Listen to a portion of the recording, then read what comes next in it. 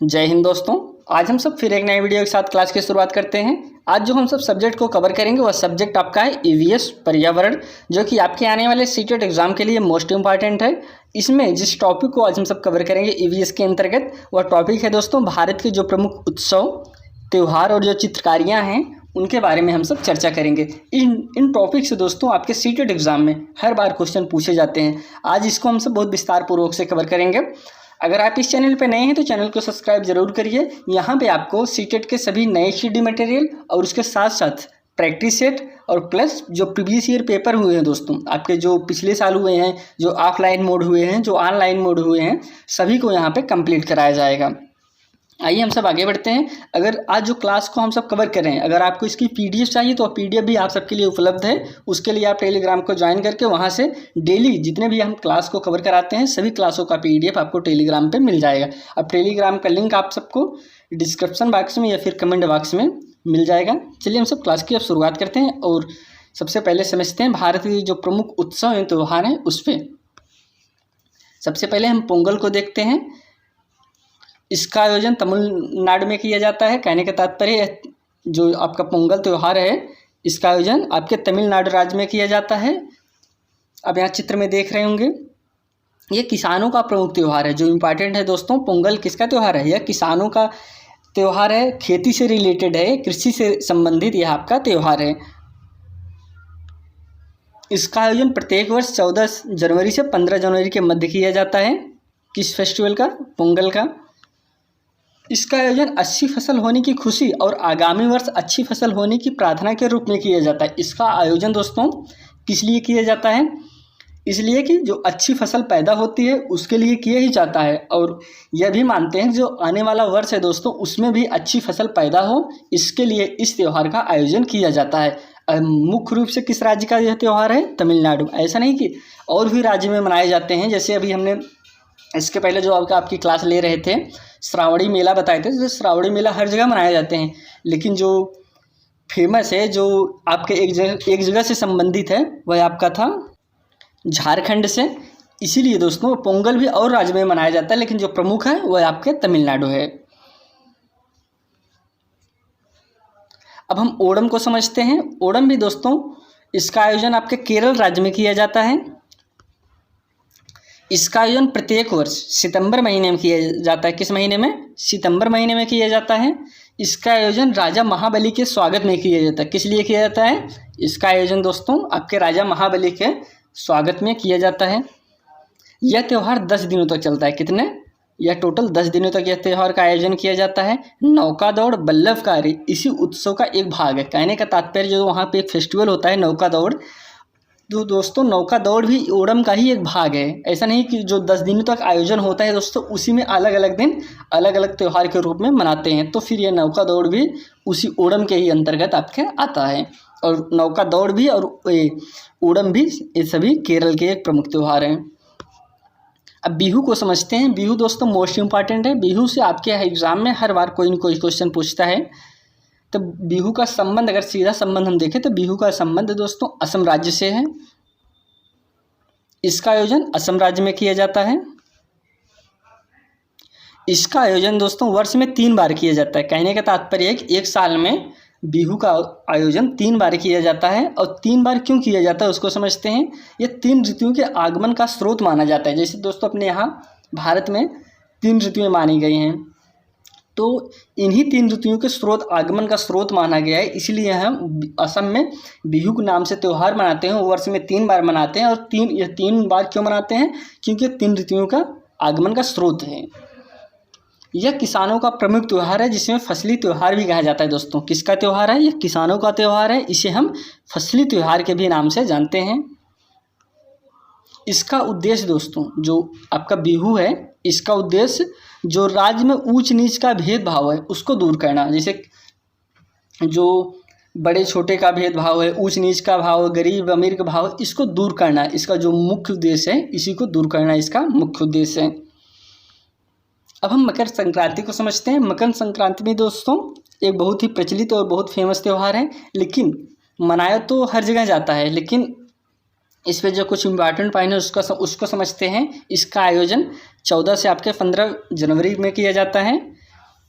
कहीं कहीं 14 पे मनाते हैं, कहीं कहीं 15 पे मनाते हैं, तो इसलिए दोनों आप समझिए कि 14 और 15 जनवरी को इसका आयोजन किया जाता है। इस दिन स्नान करके दान की क्रियाएं की जाती हैं दोस्तों। क्या करके? स्नान करके दान दक्षिणा दिया जाता है और ऐसा करने से शुभ माना गया है। कहीं कहीं इसे लोहड़ी के नाम से भी जानते हैं दोस्तों। मकर संक्रांति को कहीं कहीं पर इसे हम लोहड़ी के नाम से भी जानते हैं, इसको भी आप नोट करिएगा। पौष मास में जब सूर्य मकर राशि पर आता है तब इस पर्व का आयोजन किया जाता है या फिर तब यह त्यौहार मनाया जाता है। कब मनाया जाता है? पौष मास में। पौष मास में जब सूर्य मकर राशि में आता है। किस राशि में? जब सूर्य आपका मकर राशि में आता है तब इस त्यौहार का आयोजन किया जाता है, मकर संक्रांति। अब हम समझते हैं बसंत पंचमी। यह हिंदू धर्म या देवी सरस्वती को समर्पित त्यौहार है दोस्तों। किसको समर्पित है? देवी सरस्वती को समर्पित त्यौहार है। कौन सा त्यौहार? बसंत पंचमी। इसे श्री पंचमी और ज्ञान पंचमी के भी नाम से जाना जाता है। किस नाम से दोस्तों? श्री पंचमी और ज्ञान पंचमी के भी नाम से जाना जाता है। इसका आयोजन माघ महीने के शुक्ल पक्ष के पंचमी को किया जाता है। किस दिन? माघ महीने के शुक्ल पक्ष के पंचमी को इसका आयोजन किया जाता है। अब हम शिवरात्रि समझते हैं। महाशिवरात्रि हिंदू धर्म में इसे शिव पार्वती के विवाह के रूप में भी माना जाता है। जो आपका शिवरात्रि का फेस्टिवल का आयोजन होता है यह इस दिन माना जाता है। इस धर्म में इसे शिव पार्वती के विवाह के रूप में भी कहीं कहीं से मनाते हैं। इसका आयोजन प्रत्येक वर्ष फाल्गुन माह में, किस दिन दोस्तों? फाल्गुन माह के कृष्ण पक्ष के चतुर्दशी को किया जाता है। फाल्गुन माह के कृष्ण पक्ष की चतुर्दशी को इसका आयोजन किया जाता है। किसका? शिवरात्रि को। अब हम होली समझते हैं। होली भारत में इसे रंगों का त्यौहार कहा जाता है। यह फाल्गुन माह की पूर्णिमा से प्रारंभ होकर, किस दिन दोस्तों? फाल्गुन मास के पूर्णिमा से प्रारंभ होकर चैत मास के प्रथम दिन तक चलता है। कब से कब तक? फाल्गुन माह के पूर्णिमा से प्रारंभ होता है और चैत मास के प्रथम दिन तक चलता है। यह प्रमुखता से भारत और तथा नेपाल में मनाया जाता है। ऐसा नहीं कि होली का फेस्टिवल का जो आयोजन है सिर्फ भारत में किया जाता है, या भारत के साथ साथ नेपाल में भी इसको बहुत प्रमुख से मनाते हैं। अब हम रामनवमी के समझते हैं। हिंदू धर्म में इसे श्री राम जन्म उत्सव के रूप में भी जाना जाता है। रामनवमी क्यों मनाते हैं? ऐसा मान्यता है कि इस दिन जो है श्री राम का जन्म हुआ था। इसका आयोजन चैत मास के, किस दिन होता है दोस्तों? चैत मास के शुक्ल पक्ष के नवमी को किया जाता है दोस्तों। जो जितने फेस्टिवल आपको हम बता रहे हैं इसमें जो इम्पॉर्टेंट है दोस्तों, ये जो आपका चैत मास के शुक्ल पक्ष या फिर जिस तरीके से पूर्णिमा को, तो ये सब आप नोट करिएगा। एग्जाम में इससे क्वेश्चन कोई न कोई पूछ लेता है, तो इसको समझिए। रामनवमी को जो चैत मास के शुक्ल पक्ष के नवमी को मनाया जाता है। हिंदू धर्मशास्त्र के अनुसार इस दिन मर्यादा पुरुषोत्तम भगवान श्री राम का जन्म हुआ था। अब हम बैसाखी को समझते हैं। यह सिख धर्म का एक प्रमुख त्यौहार है दोस्तों। किसका? सिख धर्म का सबसे बड़ा या सबसे प्रमुख त्यौहार है। इसका आयोजन अप्रैल मास में किया जाता है। किसमें? अप्रैल महीने में इसका आयोजन किया जाता है बैसाखी का। इस दिन महिलाएं एवं पुरुष नए रंगीन कपड़े पहनकर उत्सव का आयोजन करते हैं दोस्तों। ईद को समझते हैं। यह इस्लाम धर्म का एक प्रमुख त्यौहार है। मुस्लिम समुदाय के लोग रमज़ान के महीने में 1 माह तक उपवास रखते हैं, जिसे रोज़ा कहते हैं दोस्तों। कहने का तात्पर्य है ईद में दोस्तों 1 महीने तक रोज़ा कहते हैं और लास्ट में उसे ईद के रूप में मनाते हैं। यह पूरा 1 महीने तक चलता है, जिसे हम रमज़ान के महीने के नाम से भी जानते हैं। इस रस्म को निभाने से जीवन सुखमय और शांति से व्यतीत होता है दोस्तों। इसका जो मनाने का जो उद्देश्य है, उद्देश्य यही है कि जीवन सुखमय और शांति से व्यतीत होता है, ऐसा माना जाता है। मुसलमानों का त्यौहार ईद मूल रूप से भाईचारे को बढ़ावा देने वाला है। इसमें एक दूसरे से सभी लोग गले मिलकर इस त्यौहार को मनाते हैं। अब हम रक्षाबंधन को समझते हैं। भारत में यह भाई बहन के प्रेम और सहयोग का त्यौहार है। इसका आयोजन श्रावण मास की पूर्णिमा को किया जाता है। किस दिन दोस्तों? श्रावण मास की पूर्णिमा को किया जाता है। अब हम श्री कृष्ण जन्माष्टमी को समझते हैं। श्री कृष्ण जन्माष्टमी की अगर हम सब बात करें तो हिंदू धर्म में इसे श्री कृष्ण जन्म उत्सव के भी नाम से जानते हैं। किसे? जो श्री कृष्ण जन्माष्टमी है, इस दिन माना जाता है कि श्री कृष्ण का जन्म हुआ था। इसका आयोजन भाद्रपद माह की कृष्ण पक्ष की अष्टमी को मनाया जाता है। किस दिन दोस्तों? भाद्रपद माह के कृष्ण पश्चिम की अष्टमी को मनाया जाता है। अब हम गणेश चतुर्थी को समझते हैं। इसे हिंदू धर्म में गणेश जी का जन्म उत्सव के रूप में मनाया जाता है। किस दिन दोस्तों? गणेश चतुर्थी को गणेश जी का जन्म माना जाता है। इस दिन गणेश जी का जन्म हुआ था। इसका आयोजन भाद्रपद माह के शुक्ल पक्ष की चतुर्थी को किया जाता है। अब हम नवरात्रि को समझते हैं। इसका आयोजन वर्ष में 2 बार होता है दोस्तों। जो नवरात्रि है इसका आयोजन वर्ष में 2 बार किया जाता है। पहला जो है चैत मास में किया जाता है, दूसरा आपके अश्विनी मास में किया जाता है। पहला आपका चैत मास, दूसरा अश्विनी मास में नवरात्रि का आयोजन किया जाता है। नवरात्रि एक संस्कृत शब्द है दोस्तों। नवरात्रि एक ऐसा शब्द है, एक संस्कृत शब्द है जिसका अर्थ है नवरातें। जो नवरात्रि है इसका अर्थ ही दोस्तों क्या निकलता है? यह एक संस्कृत शब्द है नवरात्रि, लेकिन इसका जो अर्थ निकलता है इसका अर्थ है कि नवरात्रि। अब दशहरा हम समझते हैं। दशहरा इसे बुराई पर अच्छाई की जीत के लिए मनाया जाता है। दशहरा हम सब क्यों मनाते हैं? दशहरा इसीलिए मनाते हैं कि इस दिन श्री राम ने रावण का वध किया था। इसे बुराई पर अच्छाई की जीत मानते हैं कि जो रावण था वह बुरा था, उसका वध करके राम की जीत हुई थी। इसका आयोजन दिवाली के ठीक 20 दिन पहले होता है दोस्तों। दिवाली के ठीक 20 दिन पहले और अश्विनी माह के शुक्ल पक्ष के 10वीं को आयोजन इसका होता है। दशहरा का जो आयोजन होता है, जो आपकी दीपावली है उसके 20 दिन पहले किया जाता है। इसका आयोजन अश्विनी माह के शुक्ल पक्ष की 10वीं को किया जाता है। अब हम करवा चौथ को कवर करते हैं। यह विवाहित महिलाओं का त्यौहार है। जो करवा चौथ है इसको विवाहित महिलाएं व्रत रहती हैं इस दिन। इसका आयोजन कार्तिक मास की कृष्ण पक्ष की चतुर्थी को किया जाता है। किस दिन करवा चौथ का आयोजन किस दिन होता है? कार्तिक मास के कृष्ण पक्ष के चतुर्थी को इसका आयोजन किया जाता है। अब हम दीपावली को समझते हैं। इसे भारत में प्रकाश वर्ष भी कहते हैं। यह भारत में प्रकाश वर्ष के रूप में नाम से भी इस त्यौहार को मनाते हैं। इस दिन पूरे भारत में दोस्तों दीप जलाकर सभी अपने घर में जगह जगह पर दीप रखते हैं। और इसको क्यों हम सब दीपावली क्यों मनाते हैं इसको समझते हैं। इसका आयोजन धनतेरस के त्यौहार से होता है दोस्तों। एक धनतेरस त्यौहार है, उसी दिन से दीपावली का आयोजन होता है। धनतेरस से शुरुआत होकर दीपावली पे जाके ख़त्म होता है। कह रहे हैं कि शुरुआती कृष्ण पक्ष की त्रयोदशी से किया जाता है। दीपावली का आयोजन कार्तिक मास की अमावस्या को किया जाता है। किस दिन दोस्तों? कार्तिक मास की अमावस्या। जो दीपावली का आयोजन है वह कार्तिक मास की अमावस्या का होता है, लेकिन इसकी शुरुआत, इस फेस्टिवल की शुरुआत दोस्तों कृष्ण पक्ष के त्रयोदशी से इसकी शुरुआत हो जाती है।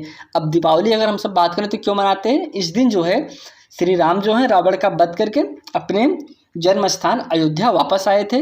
उन्हीं की खुशी में, उन्हीं के स्वागत के लिए सभी लोग दीप जलाकर स्वागत किए थे, इसलिए हम सब दीपावली को मनाते हैं। अब हम कुछ ऐसे त्यौहार समझते हैं जो त्यौहार आपके फसल से संबंधित हैं, क्योंकि ज़्यादा एग्जाम में यही पूछता है कि जो फसल से संबंधित आपके त्यौहार होते हैं उसको हम यहाँ पे बता दे रहे हैं। जिसे मकर संक्रांति दोस्तों आपके फसल से संबंधित है। जिसे मनाया कहाँ कहाँ पर जाता है, किस राज्य में बहुत प्रमुख से मनाया जाता है? मनाया तो और भी जगह जाता है, लेकिन जहाँ पे प्रमुख रूप से मनाया जाता है उत्तर प्रदेश, बिहार, मध्य प्रदेश, गुजरात, राजस्थान, पंजाब, हरियाणा, हिमाचल, उत्तराखंड आदि जगहों पर आपके मकर संक्रांति का आयोजन किया जाता है। अब हम बिहू को समझते हैं। बिहू आपके असम में मनाया जाता है। यह भी आपका एक फसली त्यौहार है। अब बैसाखी को समझते हैं। बैसाखी भी यह त्यौहार आपका 13 या 14 अप्रैल को मनाया जाता है। किस दिन बैसाखी का आयोजन होता है? 13 या 14 अप्रैल को मनाया जाता है। यह त्यौहार पंजाब और हरियाणा में अधिक मनाया जाता है। कहने का तात्पर्य बैसाखी का आयोजन और जगह किया जाता है, लेकिन जहाँ पर ज़्यादा मनाया जाता है तो हम उसी को वरीयता देते हैं। मनाया सबसे ज़्यादा कहाँ जाता है? पंजाब और हरियाणा में। जैसे इस पे भी हम ऊपर आपको बता चुके थे, लेकिन थोड़ा सा और भी जो त्यौहार इसमें नए हैं उसको समझ लेते हैं। अब लोहड़ी की हम सब बात करें तो यह त्यौहार पंजाब में फसल कटाई के दौरान मनाया जाता है। कब मनाया जाता है? लोहड़ी का आयोजन आपके पंजाब राज्य में, ऊपर हमने जब बताया था तो उसमें हमने स्टेट नहीं बताया था, लेकिन यहाँ पे स्टेट अब आपको हम बता दे रहे हैं।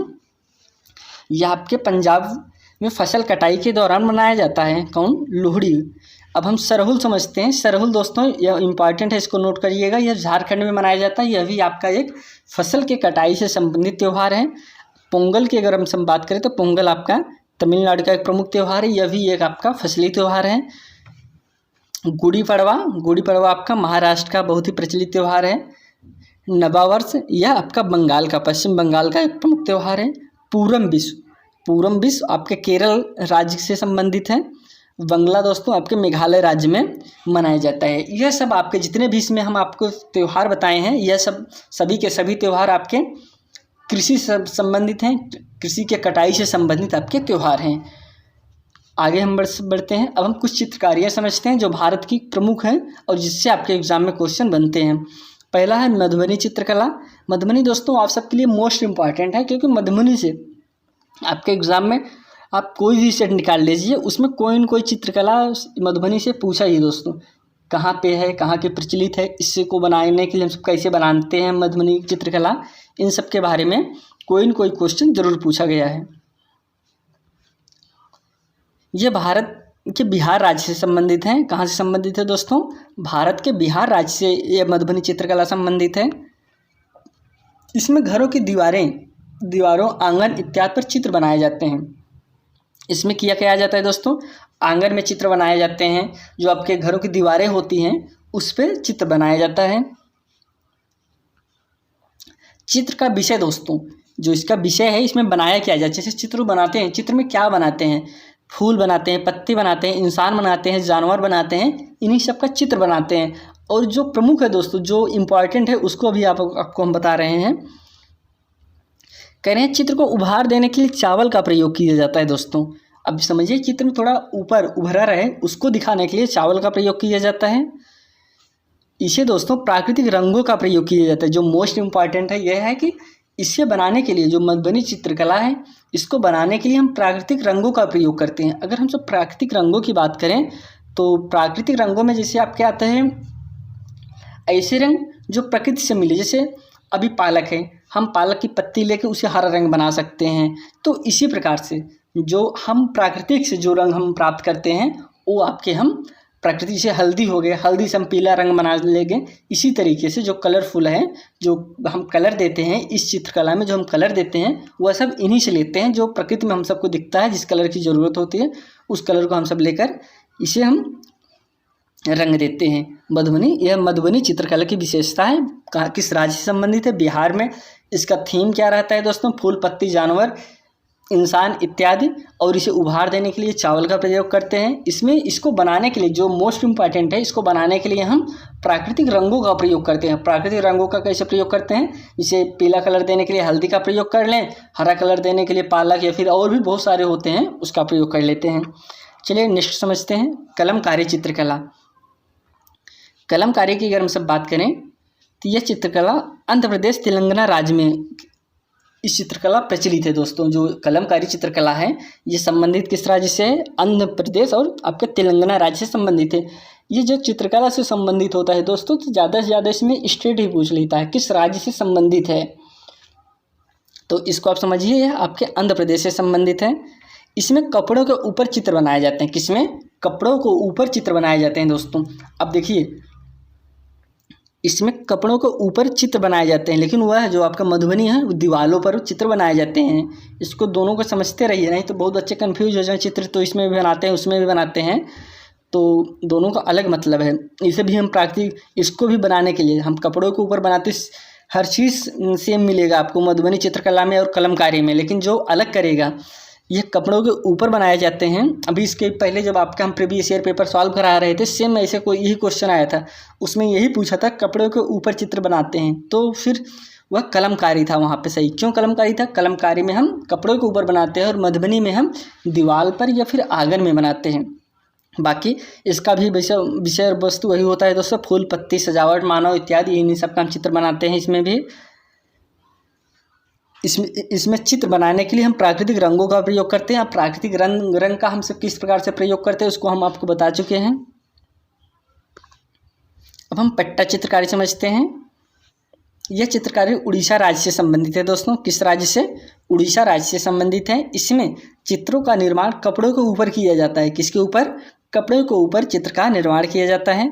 इसमें रंगों का प्रयोग खनिज या सब्जियों के माध्यम से किया जाता है। जैसा कि मैंने बताया प्राकृतिक रंगों से, इसे हम खनिज से और जो सब्जियां होती हैं उनसे हम रंग का प्रयोग करते हैं। इसको आप समझिए कि पट्टा चित्रकारी की बात करें तो आपका उड़ीसा है, कलमकारी आपका आंध्र प्रदेश और तेलंगाना से संबंधित है।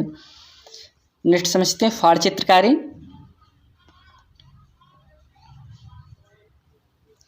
यह चित्रकारी भारत के राजस्थान राज्य में प्रचलित है। कहाँ पर? राजस्थान में प्रचलित है। इसमें चित्रकारी में कपड़े के ऊपर किया जाता है। इसकी चित्रकारी दोस्तों कपड़े के ऊपर किया जाता है। इसमें बनाते क्या हैं? बनाते हैं बहादुर व्यक्तियों के कारनामे को दिखाया जाता है। जो वहाँ पे बहादुर व्यक्ति हैं, जो राजा थे, महाराजा थे, जो कुछ ऐसा काम किए थे, बहुत बहादुर में गिने जाते हैं, उन्हीं को दर्शाया जाता है, उन्हीं के कारनामों को दिखाया जाता है, किस तरीके से उन्होंने आक्रमण किया, किस तरीके से जीता था, तो वो सब कुछ में चित्र में दिखाते हैं, जिसे हम फाड़ चित्रकारी कहते हैं। यह राजस्थान के एक बहुत ही प्रचलित चित्रकारी है।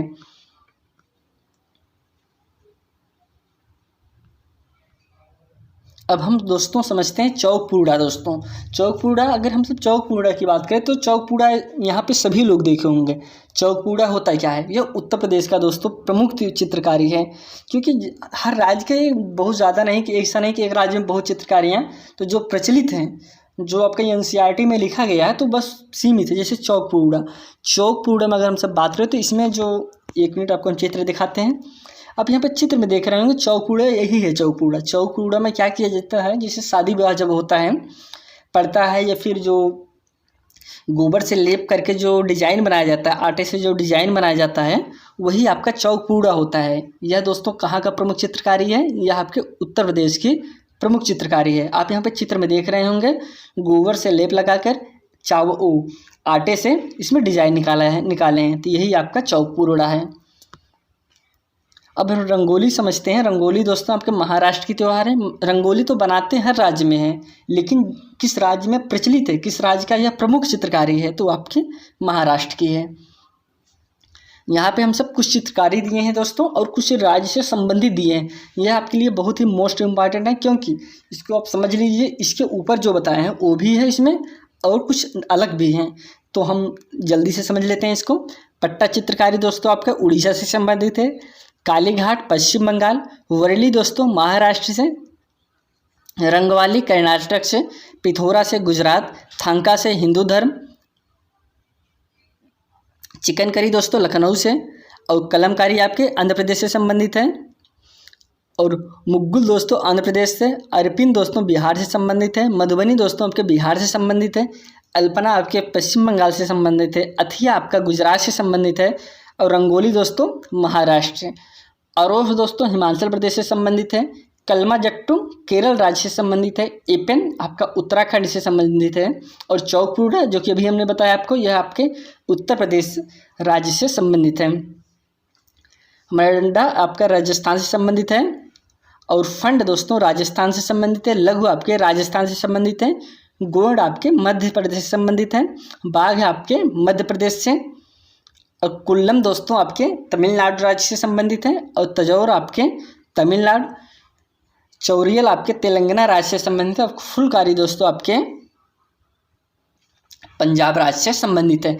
यह दोस्तों हमने कवर किया कुछ प्रमुख जो चित्रकारियाँ और उससे संबंधित राज्य हैं। ये दोस्तों मोस्ट इम्पॉर्टेंट है, आपके एग्जाम में ज़्यादा से ज़्यादा राज्य ही पूछ लेगा। वर्ली कहाँ से संबंधित है, एपिन कहाँ से संबंधित है, कलमा कहाँ से संबंधित है, तो फुलकारी कहाँ से किस राज्य से संबंधित है, तो इन सबको आप नोट करिएगा। इसको आप स्क्रीनशॉट ले लीजिए।